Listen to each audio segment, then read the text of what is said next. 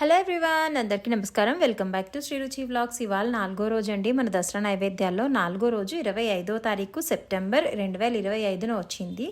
అలానే తిథి వచ్చేసరికి చవితి గురువారం వచ్చింది. అమ్మవారు మనకి శ్రీ కాత్యాయని దేవిగా దర్శనమిస్తారు. అమ్మవారికి కట్టే చీర రంగు వచ్చేసి ఫుల్ రెడ్ కలర్ అండి. అలానే అమ్మవారికి నైవేద్యంగా రవకేసరిని కానీ బెల్లపన్నాన్ని కానీ సమర్పిస్తూ ఉంటారు. మనం రవకేసరి వీడియో ఆల్రెడీ ఉంది కదా మన ఛానల్లో, సో అందుకని నేను బెల్లపన్నాన్ని చేసి చూపిస్తాను. బెల్లపన్నం లేదా గుడాన్నం అని కూడా అంటారండి. కొన్ని ప్రాంతాల్లో ప్రాంతాన్ని బట్టి మారుతూ ఉంటుంది. బెల్లపన్నం అనేది చాలా ఈజీ అండి చేయడం.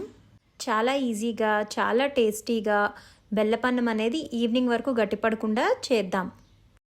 ముందుగా చక్కగా ఒక కప్పు బియ్యాన్ని తీసుకోవాలండి.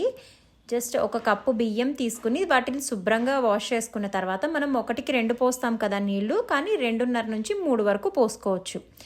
చక్కగా ఇలా ఒక కుక్కర్లో వేసుకుని ఒక 3 విజిల్స్ వచ్చేంత వరకు కుక్ చేసుకోవాలండి బియ్యాన్ని. అన్నం మరి మనం రైస్ తినేలా కాకుండా కొంచెం మెత్తగా కుక్ చేసుకోవాలి, అంతేనండి. 1కి 2.5 నుంచి 3 వరకు వేసుకోవచ్చు నీళ్లు.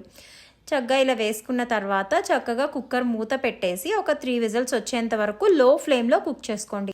లో ఫ్లేమ్లో మనం కుక్ చేసుకుంటే రైస్ చక్కగా ఉడుకుతుందండి. చక్కగా పలుకు లేకుండా బాగా అవుతుంది. మనం వాటర్ కూడా కొన్ని ఎక్కువ పోసుకుంటాం కదా.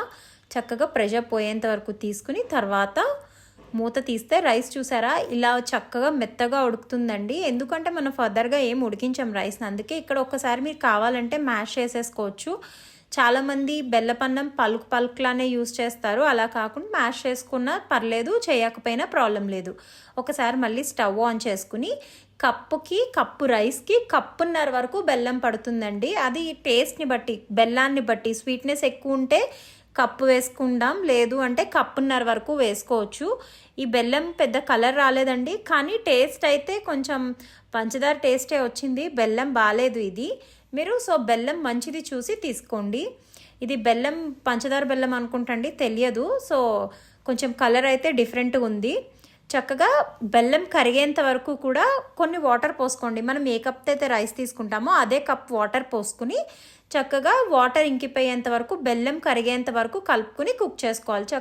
మనం డ్రై ఫ్రూట్స్ వేయించడం కోసం ఒక ప్యాన్ పెట్టుకుని దాంట్లో ఒక 2 గరిటెలు నెయ్యి వేసుకున్నా నేను. నెయ్యి వేసుకున్న తర్వాత జీడిపప్పు, కిస్మిస్, నల్ల ఎండు ద్రాక్ష, పచ్చి కొబ్బరి ఇలా ఏమైనా వేసుకోవచ్చండి. నేనైతే జీడిపప్పు, కిస్మిస్ వేసుకున్నాను. చక్కగా ఇవి గోల్డెన్ కలర్ వచ్చేంత వరకు ఫ్రై చేసుకుని పక్కన పెట్టుకోవాలి. ఇందులో మనం ఆవు నెయ్యే వాడండి. మ్యాక్సిమం ట్రై చేయండి ఆవు నెయ్యి వాడడానికి, ఎందుకంటే నైవేద్యంగా సమర్పిస్తాం కదా. అదే ఒకవేళ లేదు అంటే గేదె నెయ్యి అయినా మనం చక్కగా మంచి నెయ్యి తెచ్చుకోండి, వేసుకుని ఫ్రై చేసుకోవాలి.